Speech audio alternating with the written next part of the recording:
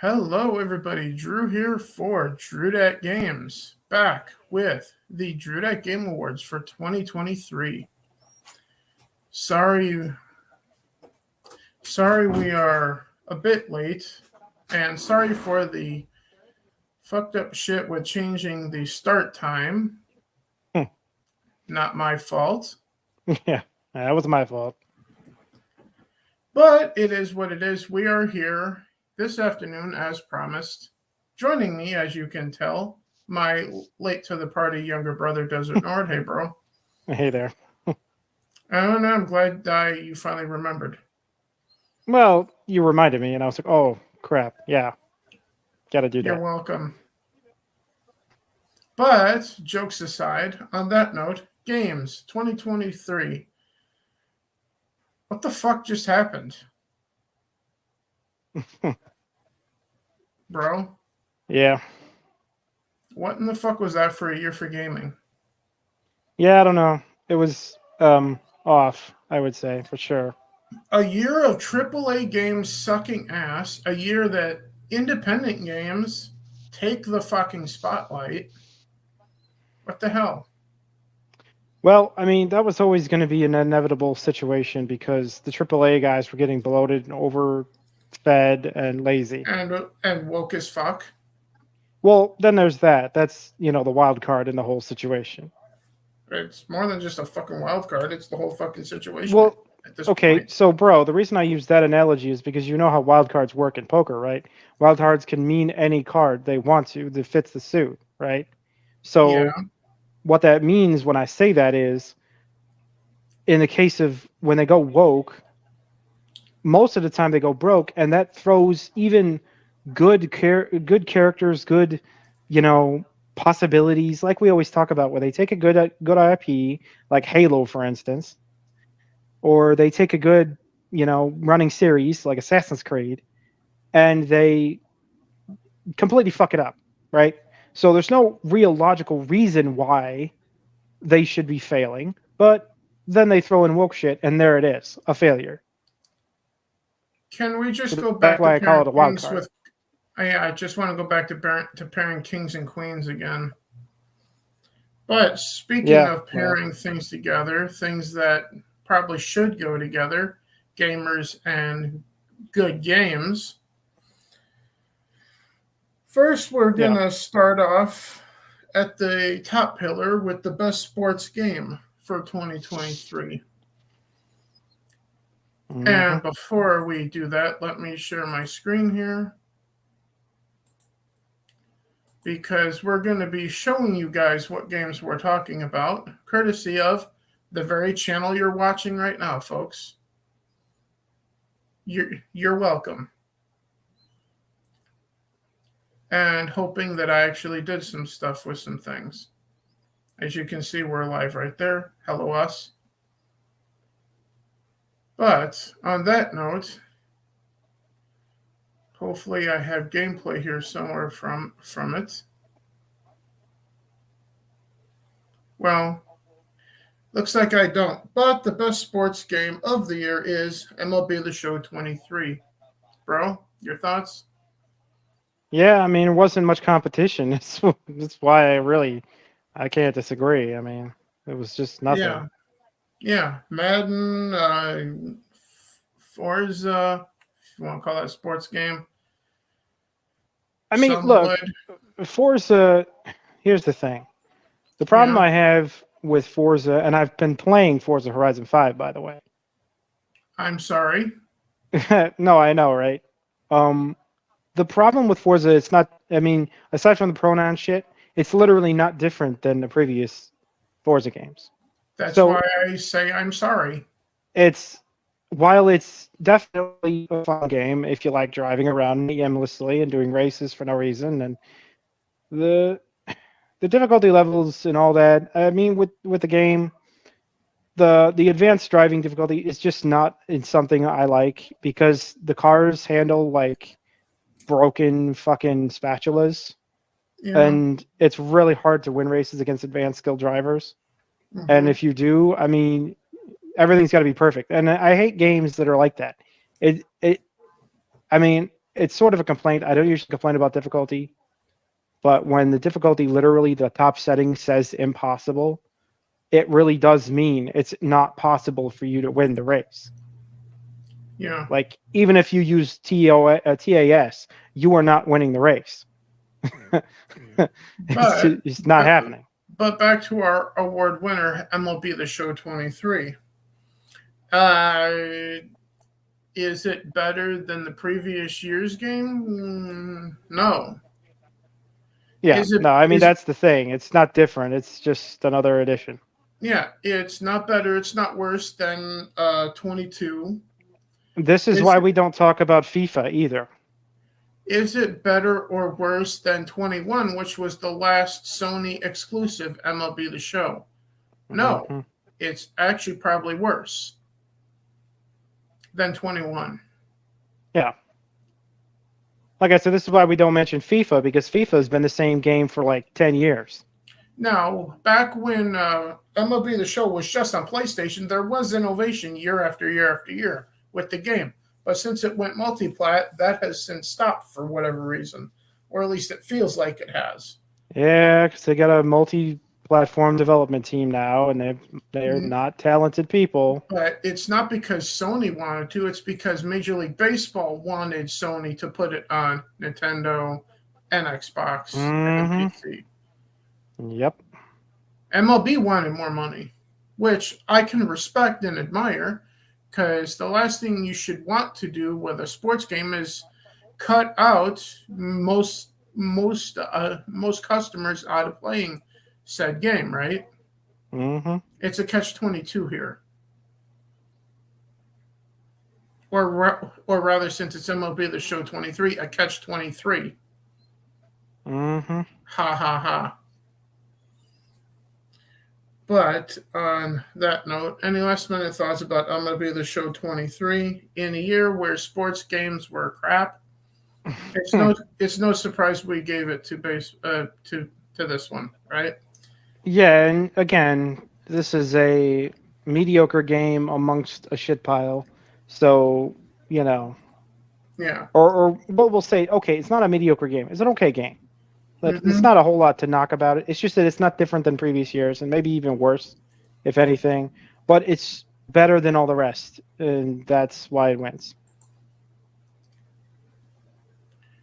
So on that note, let's see if I have what I'm looking for here. Hopefully I do. I don't see it. I don't see Final Fantasy 16 on the channel.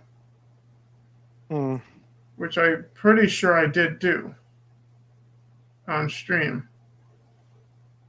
For whatever reason. Unless it's on the video side of things. No, it's not there either. All right, well, then I can't show you the winner of the next category, which is Final Fantasy 16. How many award things are you going to watch where you reveal the winner but not the category? Yeah. Well, that's the case. Final Fantasy 16 gets the nod for best story or narrative in a game in 2023. Nord? Yeah.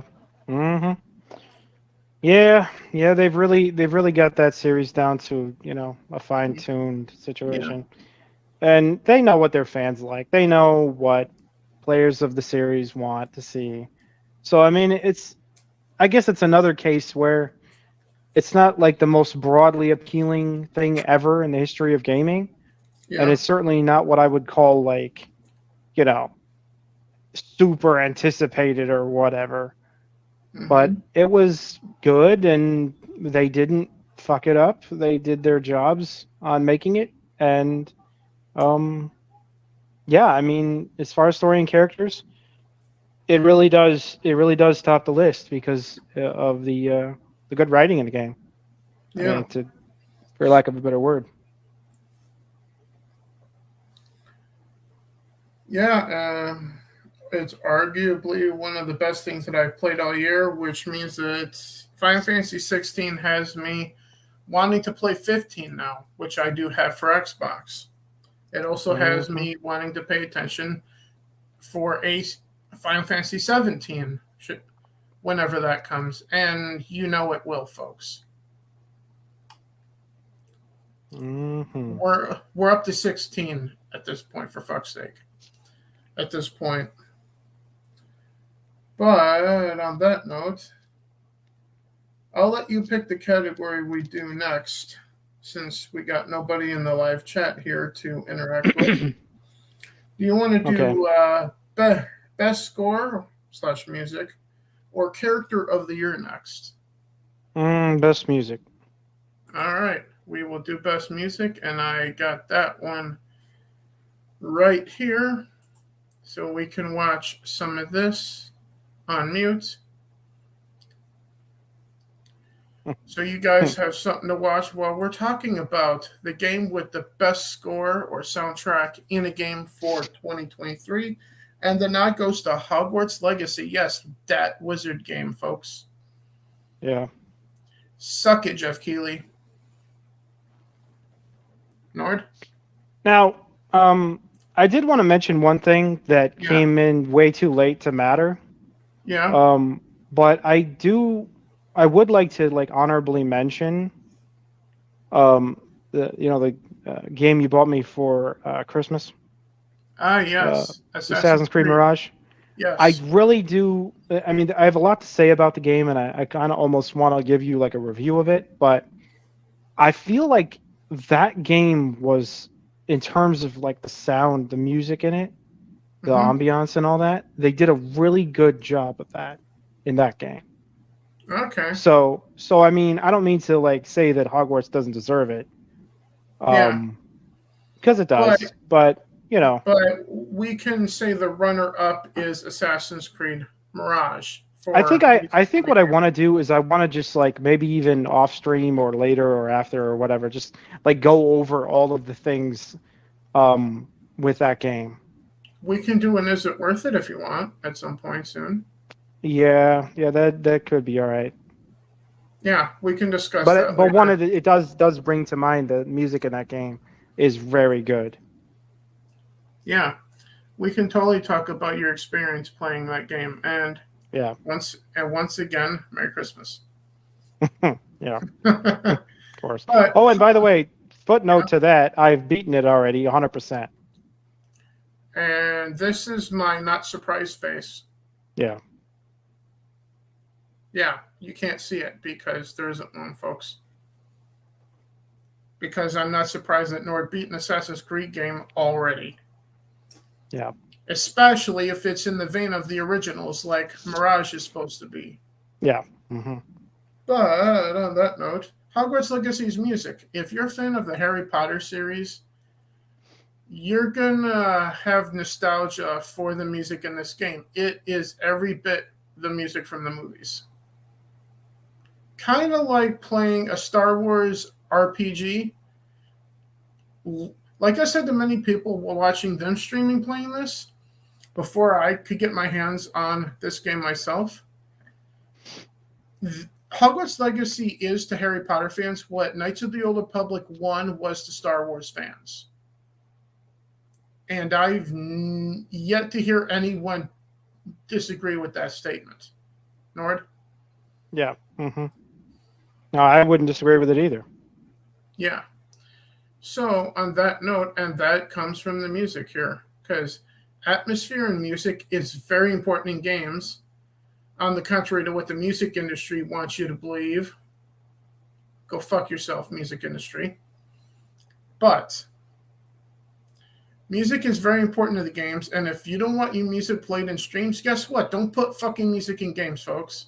But if you do that, then the atmosphere to Hogwarts Legacy takes a big fucking hit. Just saying. Yeah. Mm-hmm. When you industry, like we talked about with Cyberpunk, last year, right? Yeah, with its music, fucking wonderful music, right? Yeah, no, literally that was the best music game by far last year. Yeah. Like, it wasn't close. Nothing came Well, close. I think that was the year before last. That was Okay, 2023. well, yeah, whichever year it was. That Yeah. was the best music of the year in a game. By far, it was not close. There was nothing that could compete, really, with the music in the game. But everything else about the game, the disappointing storyline, the glitches, the fact that the DLC was pointless, that came later, the fact that the community died out really fast, the fact that there was 3 hours of gameplay before you actually got to do anything meaningful. I I mean, can. a lot of things held that game down. But that I get. music in that game was the best music. Yeah. It might even be some of the best game music of the entire decade still.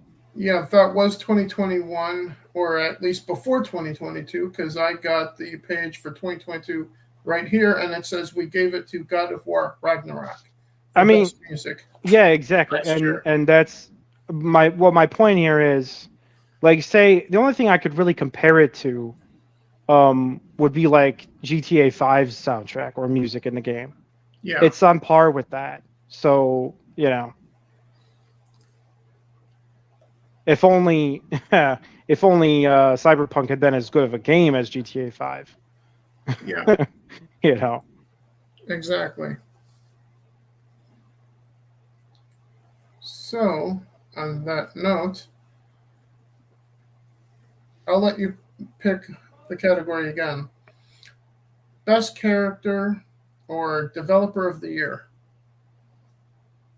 Developer of the year. We'll do that one first. Let's kind of push the best character one for later, because Okay. that's a really monumental category, I would think. Well, there's no changing the screen that we're looking at then, because the developer of the year is Avalanche Software for Hogwarts Legacy. Okay. Yeah. Another nod to them because, I mean, despite all the controversy and all the BS with Hogwarts, Yeah. it was one of the better games of the year. And like, that's overall. another thing as gamers that I do want to mention to people. When the woke go, don't do this, don't do that. Well, guess what we're going to do? We're going to do the thing that you told us not to do. We're going to play the game that you told us not to play. So go fuck yourself. Sure, and not a single one of the boycotters had anything to really say about the game itself, other than how dare J.K. Rowling exist, basically. And fun fact, J.K. Rowling actually had no say in the making of this game. Yeah, it's from the Which is universe what that makes she it hilarious. created. And yeah, she probably gets some money from this because that's like George Lucas getting money for Star Wars, you know? Yeah. More or less when he still owned it, but still. Yep. But it is what it is. By the way, she probably gets more money out of the Universal Hogwarts world, a Universal Studios, than this game anyway. Right? Yep. Mm-hmm. Yet they don't complain about going to that. They just complain about this shit. Mm-hmm. So, once again, suck it, Jeff Keighley. Hogwarts is getting a lot of awards from us and got nothing from the woke awards from Jeff Keighley. Yeah. But on that note, eye candy of the year. Mm. This is a game I don't have footage for, much like earlier. Ironically. We've already previously talked about it. So you guys just got to look at our talking logos. Sorry, folks. But Eye Candy of the Year is the best looking game, as in a game that looks like it more so than most games nowadays is a next gen game, right? Yeah. Hence Eye Candy of the Year, the best looking game graphically and functionally. In other words, the most next gen game that a game is out on the market. And this year, since it's the first category, the first year for this category, it's the first winner. Much like the Kick Award was for the entertainment stream at the time. But Eye Candy of the Year goes to Final Fantasy 16. Mm-hmm. Any thoughts on the graphics? Yeah, and again, once again, that whole series from all the way from the early days, man, on up. That series has always been graphically impressive. It's always been trying to push the boundaries of graphic capability on the hardware that it's working on. Hmm. And it's always been, I mean, really, especially if we go back to the early days of the first first series, entries in the series of Final Fantasy, every single one of those first like 4 or 5 games, all were on the edge of, I mean, the front edge of what was graphically possible, and blew almost everything else in their gens away graphically, and it's still doing that. So Yeah. it isn't surprising, that this one was also crystal, just absolutely sharp and crystal. Yeah. But on that note, I'll pick the next category we do, and we might as well get multiplayer out of the way. So, best multiplayer of the year goes to Party Animals, a game that you and I still need to get to playing. Which is actually, we have a major sad note on that category to point out, and that's COD MW3. We'll get to that because there's the most disappointing category we need to get to. Yeah, no, I know. It's we will just worth shortly. mentioning that this is a category where Call of Duty should have absolutely blown everybody away. Yeah, but it didn't. But we got Party Animals, which is since we haven't gotten to play it yet, which we still need to. Yeah. On stream with people, preferably. Yeah. But it's as much fun to watch people fuck around with like Geeks and Gamers. It's just as much fun to watch on stream as it is to play. Nord? Oh yeah, no, I've seen clips, man. It looks like it's hilarious fun. Party Animals is essentially what Among Us was at the time. Yeah, well, that became an absolute cultural phenomenon. Yeah, well, if enough people give Party Animals a try, it could be. I mean, to this day, the sus memes continue. So, I mean, to this day, even though the game is years old now, and there's not even really too much of an active community for it now, it still lives on culturally. So, that is the type of on par with Party Animals is. Very fun game, very culturally relevant. Maybe not end up as culturally relevant as Among Us has been, but still a very good game and a fun game, and it is the best multiplayer game of this past year. Yeah. Even though it had stiff competition, or at least it was supposed to have stiff competition. But on that note, we're going to get into one of the bad categories that I have a couple of. The wokiest game of the year, or the Woke Award. Which, spoiler, the winner of this category was the inspiration for this category in the first place. Yeah, the trophy for this one is shaped like a trash can. Because it's woke trash. Or it could be a statue of Joe Biden. Well, sure, whatever. But I just meant that, it can mean anything. But jokes aside. But it's definitely trash. The winner for the Wokey of the year goes to Spider-Man 2. Yeah. That was definitely a game that turned the tables on the players who were hoping something, completely different. Case in point, I was hyped enough for this game to buy a PS5. Yep. And the game that I want to play the most on it is Final Fantasy. So, good job, Insomniac. You fucked yourself right into the garbage can. Yeah. Here's a question. I remember the discernible distress people had with that one. The absolute disappointment was palpable with that one. Here's a question, and I may get in trouble for how I word this. Jesus Christ, I forgot that this was a Halloween stream, and I forgot I was wearing a Jason mask. God damn it, I scared myself there. Sorry for this right here on screen, folks. Sorry Yeah. for that face. But as it is, yeah, the question that I was about to ask. And I may get in trouble for saying this on YouTube, but at this point, we're not monetized and we never will be, so fuck if I care either. Is it rape if you fuck yourself? Only if you didn't want to. Well, given what Insomniac said after this came out about Peter Parker getting sidelined for future games, I think they fully intended to do just that to themselves. No, yeah, no, bro. See, here's the thing. Like, the way I would describe this game is like if you want to be disappointed by this game, like if you enjoy pain, like if you're like some sort of masochist, you enjoy hurting yourself and you like feeling pain, this is the game for you. This is the game where if you especially if you love Spider-Man, if you love Spider-Man and you love pain too, buy this game. Because this game will kill your soul.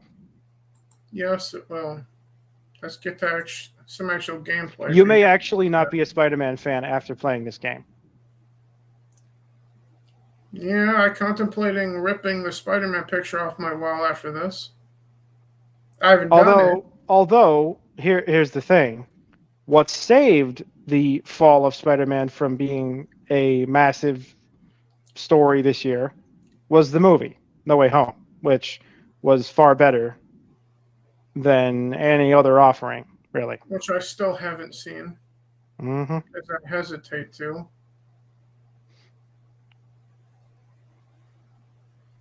Because I don't know how I feel about a Spider-Man movie that breaks the fucking universe having... Well, Spider-Man bro, that's only because they've got this multiverse shit going on.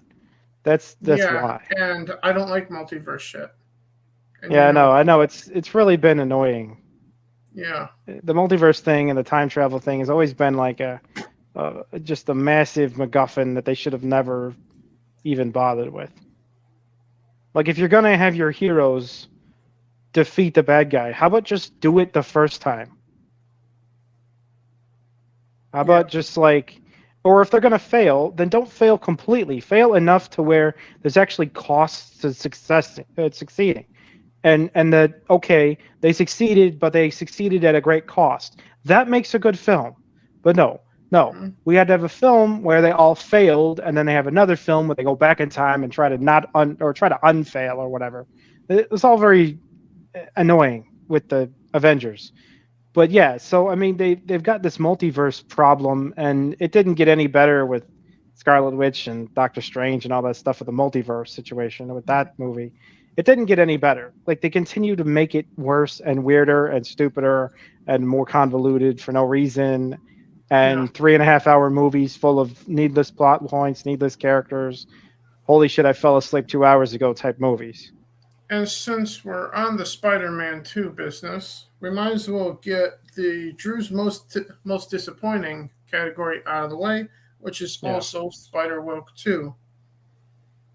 Yeah, no, and again, people were excited. You said, just as you said, you were like, I'm getting a PS5 for this game, and you did, and this game was crap. Halo to Chunk the Punk in the chat who just popped in. What's up, my friend? As we're looking at the coverage that I had for Spider-Woke 2, which you were also in the chat just as you popped up in here at the same time. So I don't know how you do that, but good job, Chunk. You're in two places at once, just like I am there. But Spider-Man 2, Wokest Game of the Year, also my most disappointing game of the year. And while we're on the category,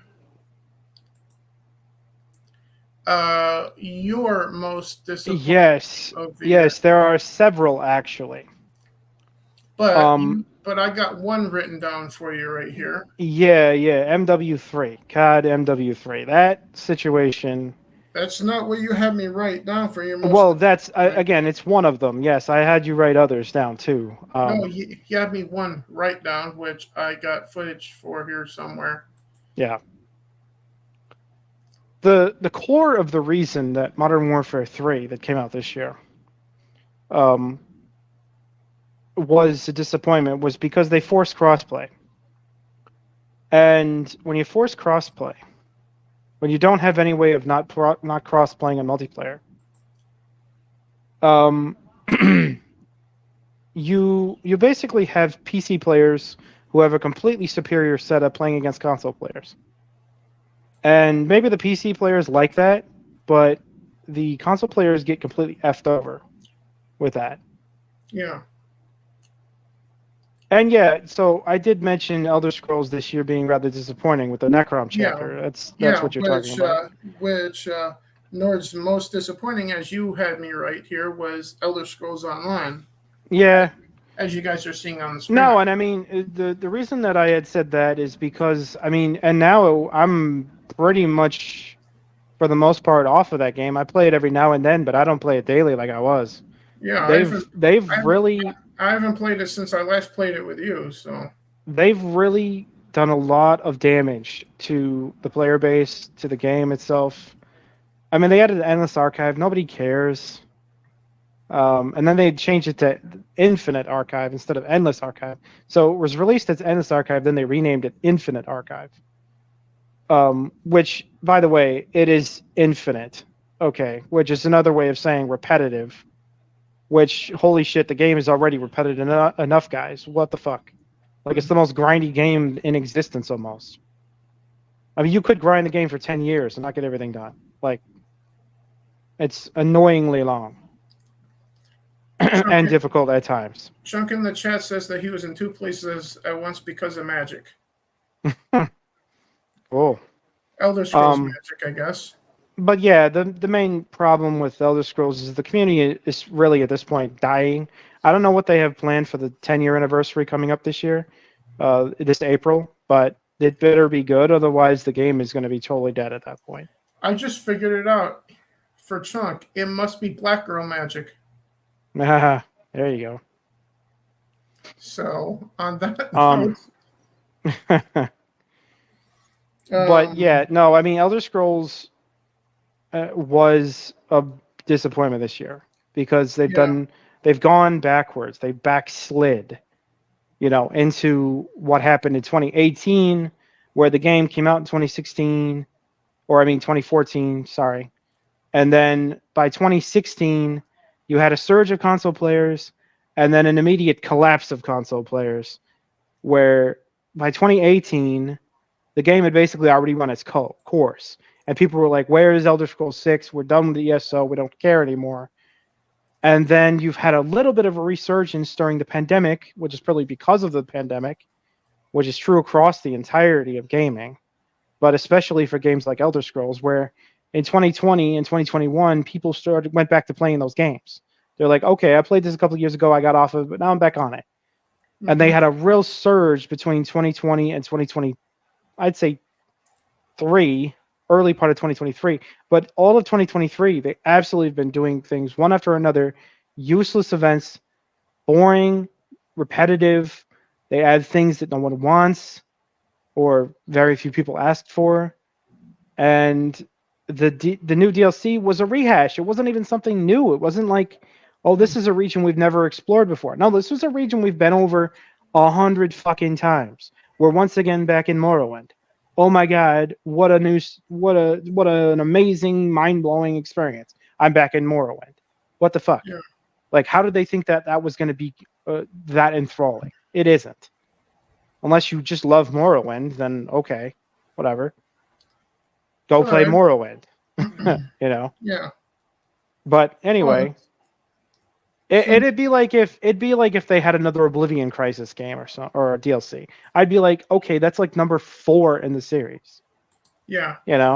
Like, how about we stop with that? Like, Mehrunes Dagon is overplayed now. Like, we get it. It's over. That's done. Boring. Don't care. How many times do you want Akatosh to defeat him, Bethesda?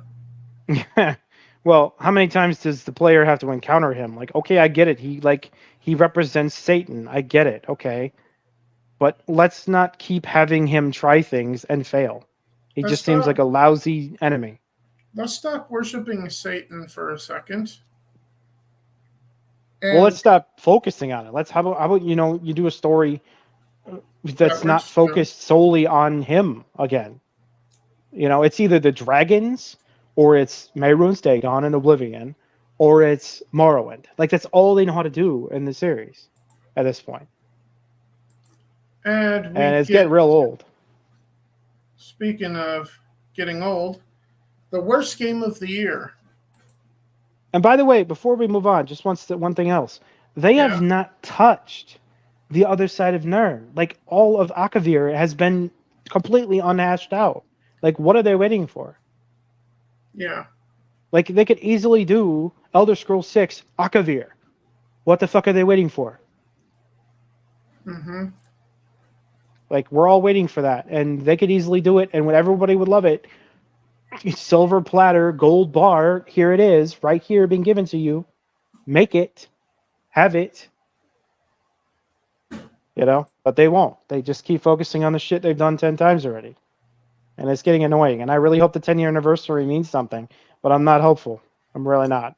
That's a good segue into repeating the same shit over and over again, because the worst game of the year for 2024 is Madden 24. Yeah. We can't say it was the most disappointing because we weren't expecting much. Yeah, I wasn't expecting anything more than the same shit over again, which was exactly what we got. So they met my expectations. Mm-hmm. Glitches that they fix, which break others. Where have I heard that before? Bethesda. Anyway. Yeah. Yeah. And now the quarterback franchise mode is unplayable, and they haven't fixed it. Even now, to my knowledge, I haven't tried since, which I really should, but last I was aware, it's still, the entire category of sports games is such a lucky category for developers. Mm-hmm. Because they have an every year chance of doing it perfectly. Every single year you get the privilege, you developers of sports games get the privilege every single year of making a perfect game. You get 10 draws, you know what I mean? You just get draw after draw after draw chances to make a perfect game. If you don't make it perfect this year, you've got next year, you can make it perfect next year. And yet they never do, or very rarely they do. The show 20 was pretty close. Yeah. But they fail more than they succeed, and it's really strange to me. And other series, other genres, other series don't get that opportunity. like if they fail at making a title and it sucks and everybody hates it or it dies or whatever, they don't often get a chance to make another. But these sports games, they get to make one every single year. Just throw another number on it and throw it out the door. You don't get to make that many sequels unless you're a sports game. Yeah. Especially bad sequels, because sports games, man, really hit and miss. And this one's massive miss. So, yeah. But on that note, next up, we got Best Ongoing Game. Mm-hmm. And I don't have any footage for that to share with you guys, but our best ongoing game for the year is Sea of Thieves. Yep. Anything you want to add about Sea of Thieves? Well, again, it has a community that's still actively playing it, and it's another shame because there are so many other possibilities that could have been the winner of that category. But yeah, I mean, a lot of the online community games are really suffering right now. It's like the new content is just lousy. Yeah. But Sea of Thieves is one that is going strong. So I mean, and you can still make your own fun in it, more or less. Yeah. Yep. Like usually the fun I got into was, regardless if I was playing it with Untamed Mando and Wicked Virtue or some of my own friends, usually I would get drunk and fall off the boat every time because it's tradition apparently for me now. Yeah, it's funny stuff. Yeah, so be aware if I play that with any of you guys that are watching or that will watch this later on YouTube or Rumble or Chunk in the chat. I'm going to get drunk and fall off your boat because it's tradition for me at this point. As soon as I get on, I'm going right for the grog because I have to. I have a reputation to uphold. Mm-hmm. And I have to fall off your boat. I just have to do it. But speaking of falling off the boat, most disappointing officially, Call of Duty Modern Warfare 3. Here you go. Yep. Rant away. Yeah, no, I mean, really, it was expected to be a massive, game-changing title in the series. But all they really did was nostalgia bait us with a couple of old maps that people are familiar with. That was really the only selling point for it, even to begin with. Although, here's the problems with the game. The forced crossplay, which I mentioned before, which makes multiplayer an absolute pain in the ass for anyone on console. Like, to win, you really will struggle. You'll struggle in multiplayer, especially if you're not playing like hardcore.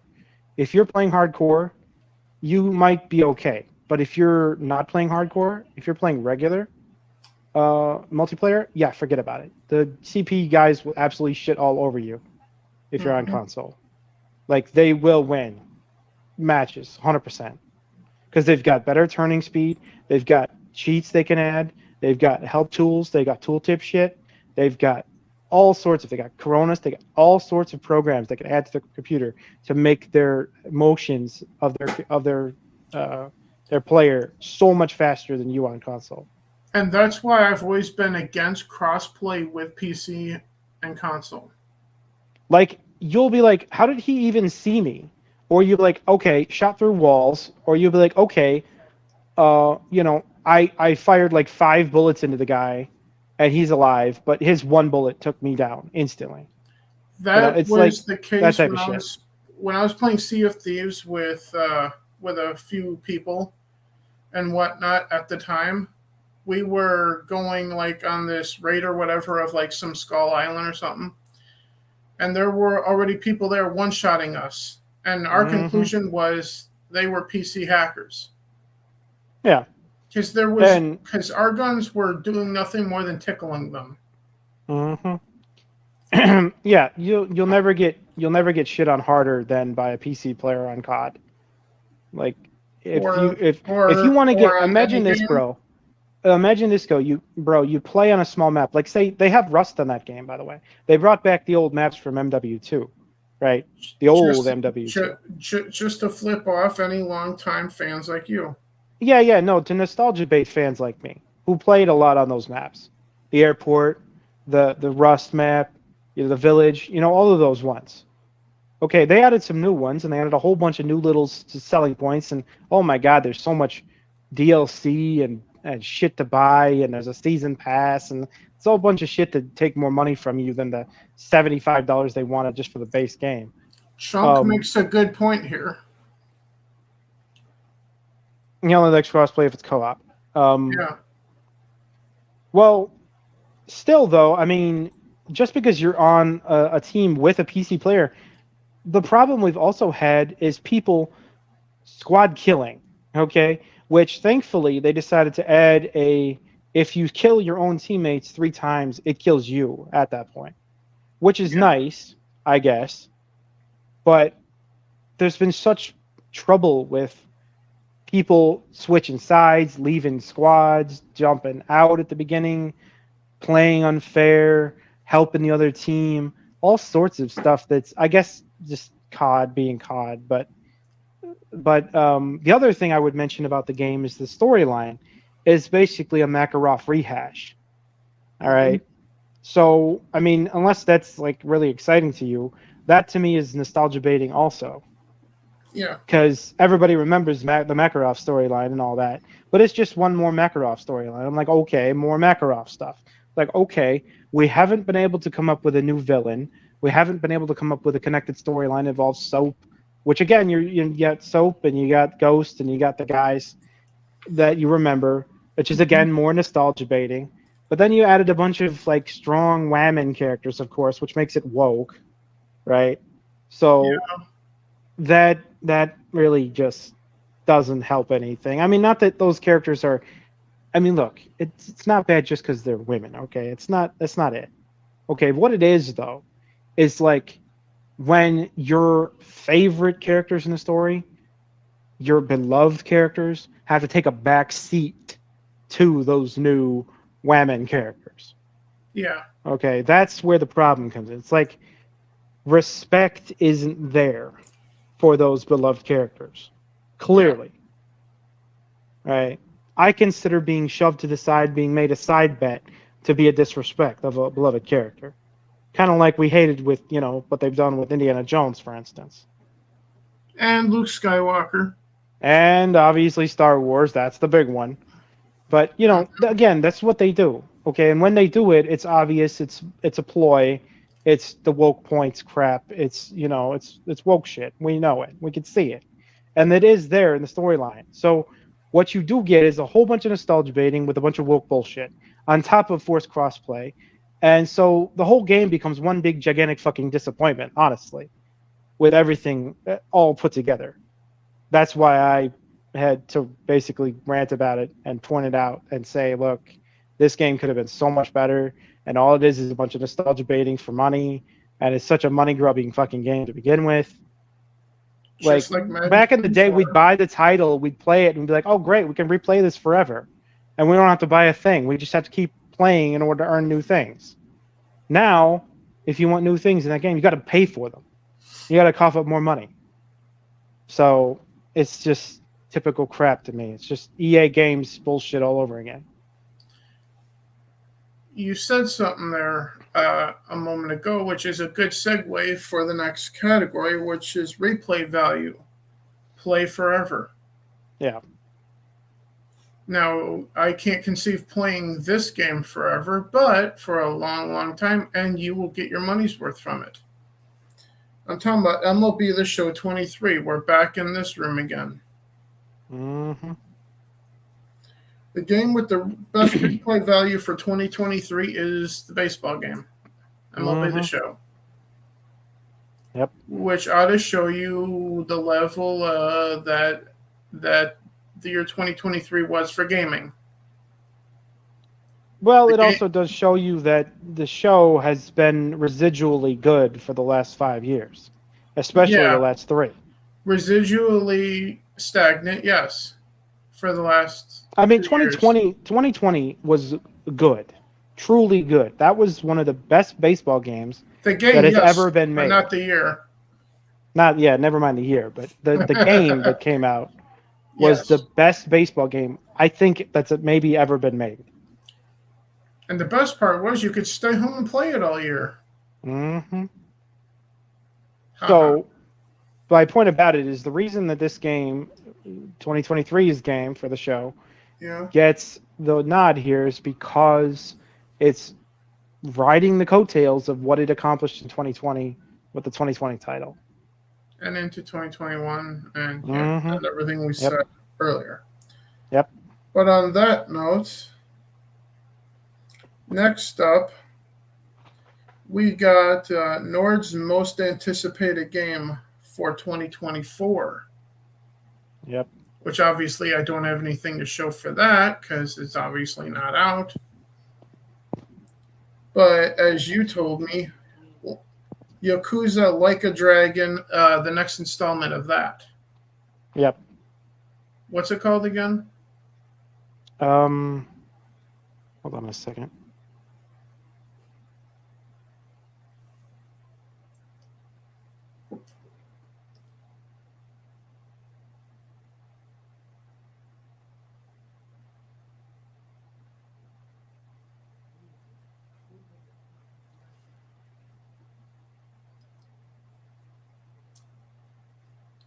You hear me?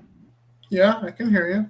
Yeah, Infinite Yakuza, like Yakuza Like a Dragon Infinite Wealth is what it's called. It is another title in the series. It's coming soon. Very soon. Yeah, that's Nord's most anticipated. Yeah, we're gonna see how good it is. I mean, the original the Like a Dragon that came out, I think it was 2 years ago, was a good game, and the series is long running. So it's got fans, it's got people that like it. There's people that don't. There's it's whatever. It's an acquired taste game. It's very story Yeah, based. It's based in the Japanese Yakuza and all that. I Um, personally like Yakuza Like a Dragon for the Xbox Series X, but it is what it yeah, is. but yeah, they have another sequel coming out, and Like a Dragon was a success. So I mean, Yeah, um, a lot of the games in that series have been really good, and it's not affected for the most part by Western woke bullshit. It's really not touched by it, and unfortunately, we have to appreciate just the fact that it isn't fucked up. yeah. you know. And also things that I don't expect to be fucked up is my most anticipated game for 2024, and that's Dragon's Dogma 2, Yeah, there's another coming one. in the first half of this That, year. that one's a bit like Dark Souls, isn't it? It's a bit like Dragon's Dogma 1. Well, I just meant like it's got shades of difficulty level that are like Dark Souls. Not necessarily. Isn't it like that boss battle type stuff though?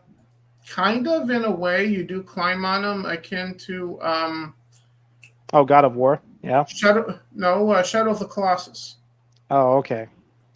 But Well, yeah. also, Shadow of the Colossus was another also really when anticipated you create one. your character in Dragon's Dogma 1, much like it will be the case in 2, last I have been hearing, you also create your pawn or your companion or your sidekick or whatever, and you can send them out on missions with other players through the internet, and they can come back to you with items and stuff that your pawn picked up on his or her journey, which is kind of innovative, which also was in the first game. Yep. So that's a thing. Yep. Chunk and anyone else in the chat, feel free to comment your picks for any of these categories too, because we love hearing what other people think too. Mm-hmm. But on that note, yeah, Nord is Yakuza Like a Dragon, Infinite Wealth, and for me it's Dragon's Dogma 2. Now, as for Nord's choice, I do have some footage for that. Let me cue that up here for you guys to look at. Chunk is excited for Final Fantasy VII Rebirth. So am I, but that's not my number one anticipated game, but I will be playing that too when that comes out. But Desert Nord's or Silent Hill 2 if it comes out this year. That's fair. Says Chunk in the chat. But Nord's choice for 2024, as in his favorite thing, Lies of P. Yeah. Nord, tell us about it. Yeah, no, I mean it's a really good release. They did a good job with it. It's kind of intriguing. I mean, if you're into or you're aware of the Pinocchio like themes, it's not like straight up just the story Pinocchio. We all know that. We all are familiar with Pinocchio. I mean, for the most part, everyone is. Even people who are not like Western Americans are aware of Pinocchio's story.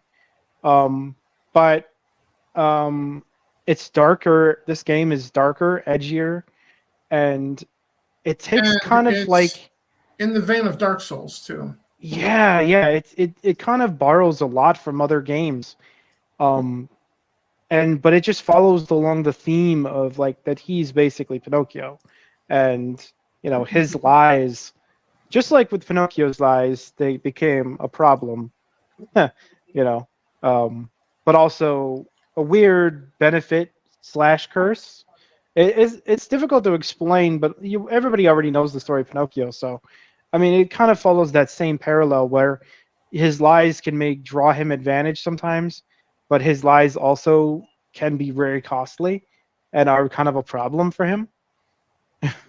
So, it's also this game specifically is way more modernized and way more like again, it's far darker, far edgier than anything Pinocchio ever was originally. Yeah. So it's just one you don't really want to miss. It's just one that you want to like file away. You know, there's going to be sequels probably. I would think so. And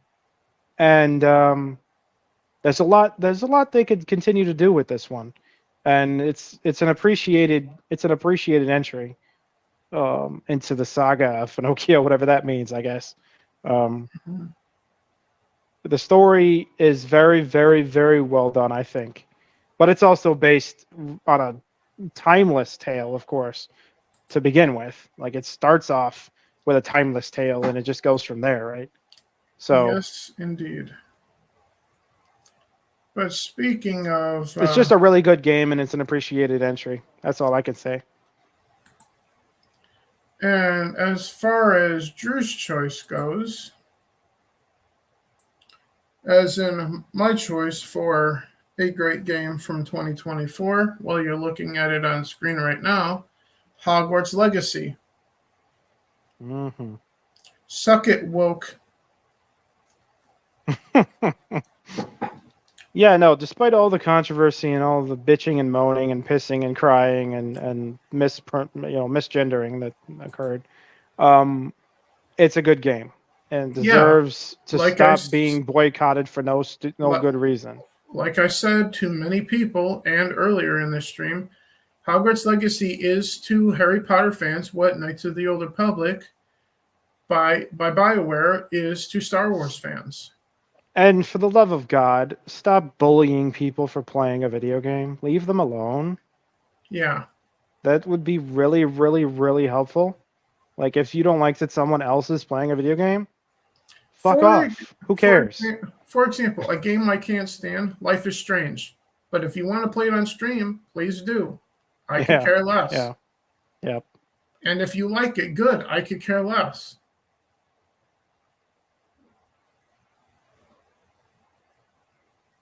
Yeah, no, I mean to go out of your way to be like, I don't like that you're playing that game. You're a bigot. It's like, shut up. Get out of here. You're not even a gamer. Yeah, the bigot in the room is the one crying about it.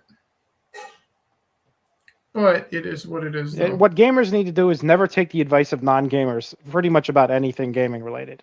Don't ever do it. That's like wrestling fans taking advice of non-wrestling fans. No. Because they don't know fucking shit about anything. Exactly. Or a Star Wars fan taking advice of a non-Star Wars fan. No, again. Yeah. And if you're going to take advice from somebody, make sure it's a knowledgeable and experienced person.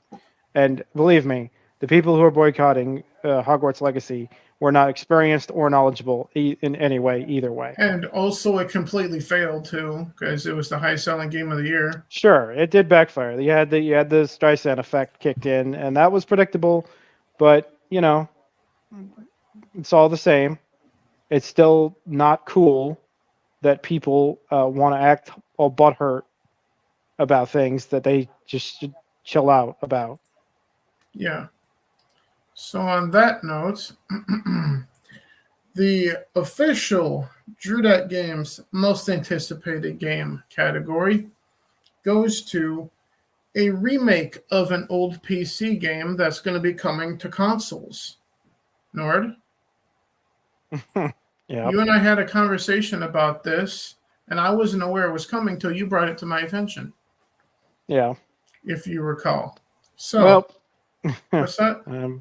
I'll let you do the presenting here. I'm just listening. So, the most anticipated game for 2024 collectively for both of us and officially on this channel is Star Wars Dark Forces coming to Xbox. Yeah. Nord? Yes, this is for all of us who managed to maintain some small atomic nucleus of interest in Star Wars. Yet. Aside from anything Disney related. Yeah, no, I just meant like the absolute cratering of all craterings has been the Star Wars community. Yeah. Just from everything Disney has done. Even people, I mean, people born into it, people who grew up with it, people who loved it eternally, like they swore they would always love Star Wars. They dress up in outfits, They It put on sounds like face you're paint. describing our They entire family. they were trying to get real life lightsabers for toys. They go to every film multiple times. All that stuff that's happened post 2016 has all destroyed all of that. Exactly, Chunk. That was what I said to Nord when he told me. Yeah. Hmm. Yeah, no, and it's really hard to get excited about anything Star Wars anymore. That would be kind of my point. But And secondly, I've never played Dark Forces, so but now I'm going to. yeah. Yeah, no, I mean, again, for whatever remaining enthusiasm we have about Star Wars, this is definitely the thing this coming Yeah. year. And we, with every category we get through now, we're getting closer and closer to the big one and to the end of the stream. So, Yeah. before we get to the Indie Game of the Year, which is the second highest award that we're giving out this year, let's get to Character of the Year, which ought to Yep. surprise nobody for you and I anyway. Yep. Comes to us from the video game Legend of Zelda: Tears of the Kingdom. It's Link. Yep. Which, of course, is not a new character, but the Nope. fact that the what shall we call it? The Breath of the Wild series, or shall we just call it? I guess so, because it's the same art style, same gameplay, same mechanics. So I Yeah, guess it is. I don't know how to put it. I guess we'll just say the Breath of the Wild series Yeah. remains good and remains relevant and remains being made well. I still So don't like the weapon degradation, but it is what it is, though. sure, it's a difficulty thing, but Yeah. it's again. I said Breath of the Wild was one of the masterpieces of its year, Mm-hmm. and Tears of the Kingdom follows right in line with it. So But on that note, uh, we get to the Indie Game of the Year, yep, which I share on screen in 3, 2, 1, bingo. yep, Yes, Sea of Stars, folks, is the yep, Indie Game of the Year. I did get to play some of it on stream finally, yep. courtesy of the Drew Dat Games Twitch channel.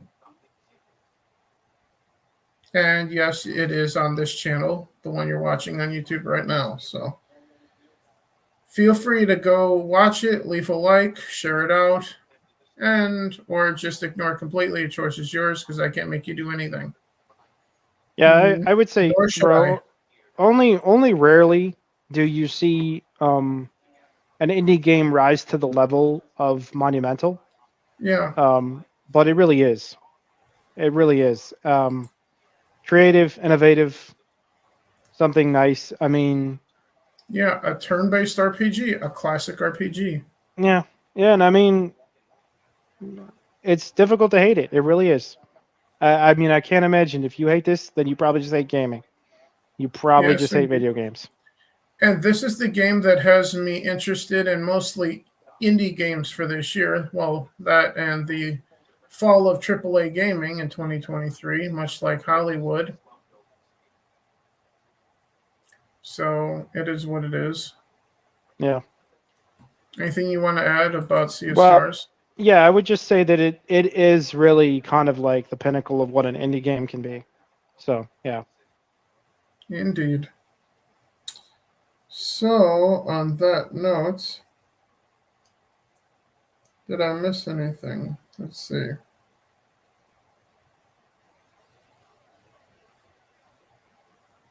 Nope, I got everything so far. Yep. So, the game of the year. Yep. In a year of things that fell harder than a fat girl at the beach, or Joe Biden up a flight of stairs, whichever you prefer. Yes, the failiest of failings this year. Yeah.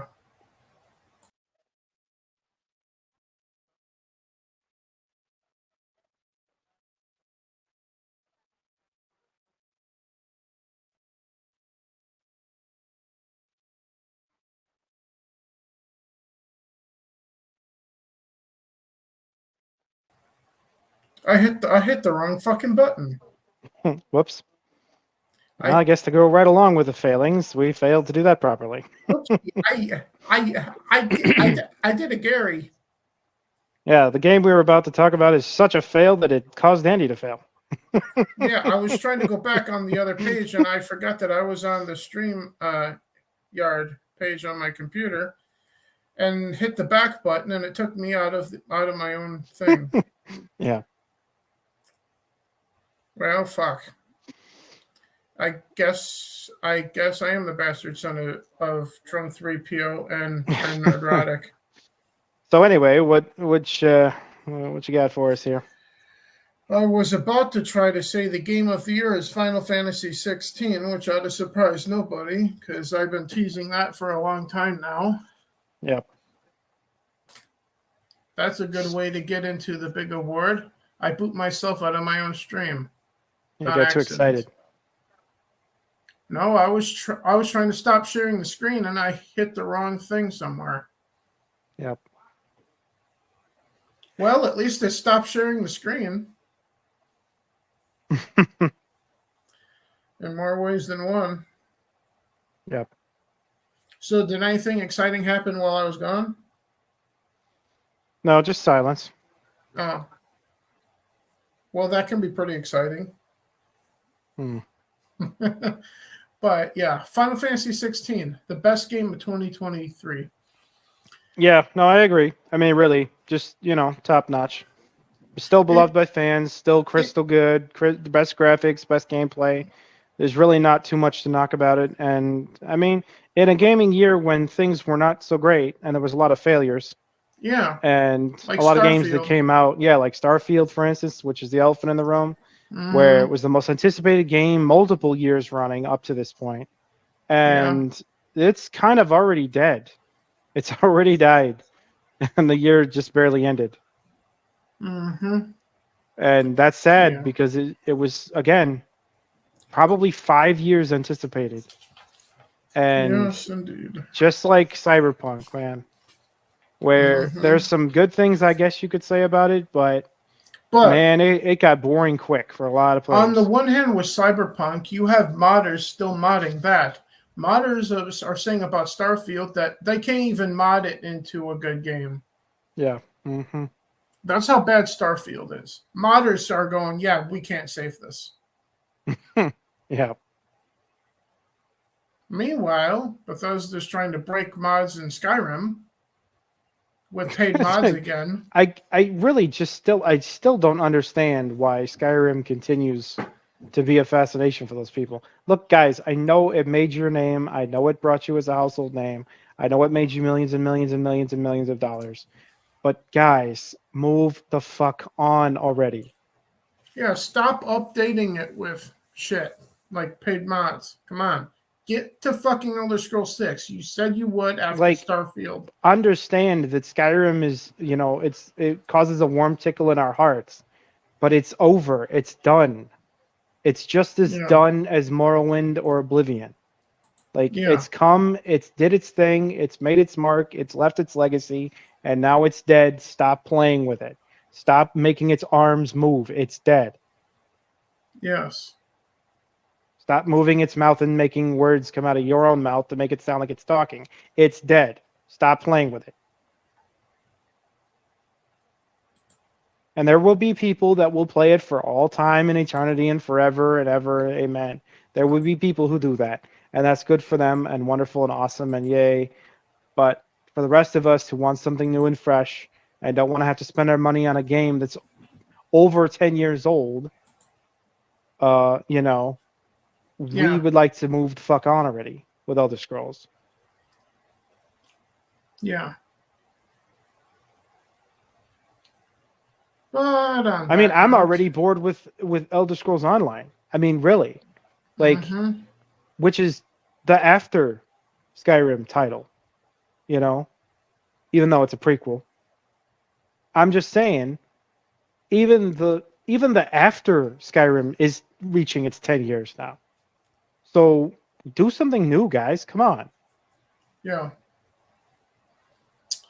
But on that note, let's peek ahead into 2024, which we did do a little bit of, and talk about some games that we see coming down the line that we're looking forward to end this award stream, or for lack of a better term. Nord, what are you looking forward to the most for new games since you got a shiny new Xbox Series X at home now? Well, there's a couple of titles. Off the top of my head,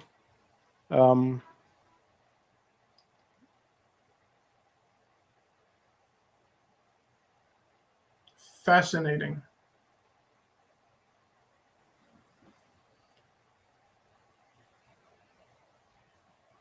Is your audio still working? yeah, can you hear me? Yeah, I can now. Okay, sorry about that. There's Final Fantasy VII. That's the first one that comes to mind, obviously. Yeah. Okay, Rebirth. Yeah. Then there's Star Wars Outlaws. That's slated. Yeah, there's a lot of red flags on that for me. So I know. give a shit. And see, that's again still people are like, oh, it's gonna be shit. Well, for sure, it's gonna be shit. So we'll see if it ends up being Spider-Man 2, and for this year, you know. We'll see. Yeah. I mean, there's gonna be Tekken 8. For all the Tekken fans, there's going to be. Well, I mean, I hope that some of these titles end up good. I mean, it could be worse than last year, in which case we're not going to have anything really great to talk about. You know, I mean, you've got ideas, I've got ideas. There's Chunk's opinion of. Hannah Solo. Yeah. Yeah. No, you're right. You're right. I mean, it's difficult to be excited about, but it is worth at least mentioning that it is coming out this year. So. Yeah. Now they do also have another Prince of Persia game planned. Yeah. Which again, this is like a massively old harkening back. Like this is a game that or a series that like hasn't seen a title in forever. A proper one. Yeah, you know, and the Sands of Time game was such a landmark game that it's left a 20-year legacy. Yeah, more than that, because it inspired the Assassin's Creed franchise in the first place. Yes, correct. And Assassin's Creed Mirage pays nod to that, by the way. I don't know if I didn't go over all the details of that, but you will when we. But yes, without Prince of Persia, there would have been no Assassin's Creed. So I think that's worth pointing out. You know, which we're always going to point out the obvious, like low-hanging fruit. But yeah, no, they're planning another game for this year from the Prince of Persia series. So that may end up being a surprise landmark game. We'll see. Hopefully they didn't fuck it up. Off the top of my head, for me, for what I'm interested in playing, look at 2 pre-orders that I have. Dragon's Dogma 2 and Tomb Raider 1, 2, and 3 remake of the originals. And that being the very first ones that were on the much older platforms like on Nintendo at the time. Or was it PlayStation 1? I don't even know. But the point is, it might have been PS1, the original actually. 1, 2, and 3 being remade for current systems. So the other 2 that I would mention, which are not as exciting for me, but are, I guess, new entries. There's another Metal Gear Solid game that they're going to be releasing. Yeah, fuck my life. As if I care, but I guess for some people that's really exciting.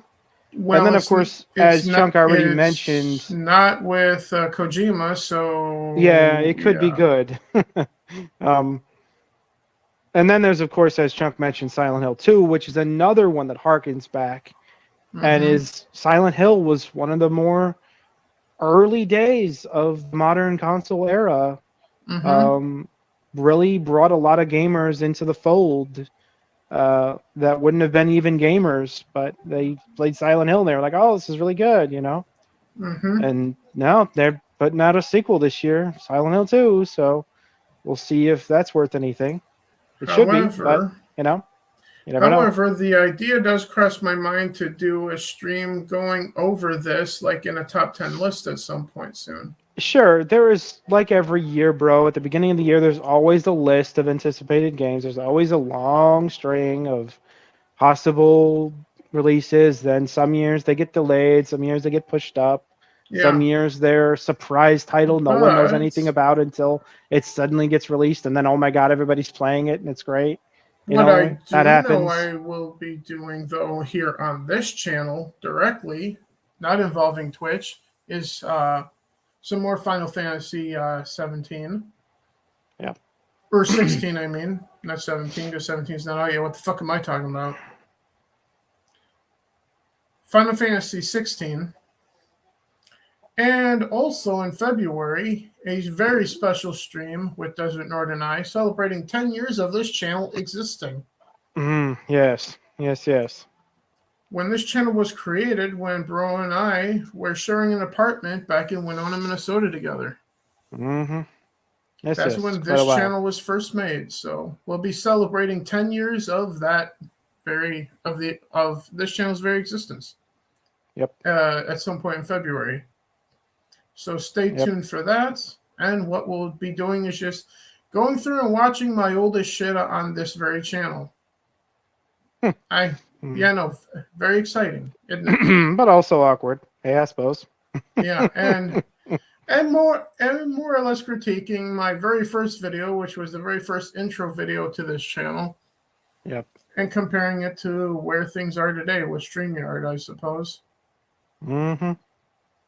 StreamYard helps quite a bit with shit. So shout out to StreamYard. No, it's user friendly. Very nice. Well, not so much when you accidentally throw yourself off your own stream. Yeah, but a la Gary. We're not going to knock StreamYard for that. We're just going to chalk it up to an experience. Oh, and I do have a friend who has done that too, Phil TMNT. Shout out to you, dear brother. Yep. But on that note, I don't think we got anything else, and you got some errands to get back to, don't you? Sure. Yeah, it's a busy weekend. Yep. And I want to watch the Browns hopefully not lose. Yeah. Yeah. Well, they were pitiful last week. We'll see. Yeah. So they're the best defense. Dude, they're the best defense in fantasy, so I really don't know what their problem is. Either way, thank you to Chunk the Punk for popping in the chat. Thank you to all of you who will watch this later. I appreciate all of you equally. And we will see you again soon, hopefully for Breaking Rocks on the second channel at some point. But beyond that, like I said earlier, in February for the 10-year anniversary stream, I'll see if I can get at least one other person to join us, potentially, hopefully. Yep, Chunk, we will see you again, my dear friend. And above all else, keep gaming, folks. Yep.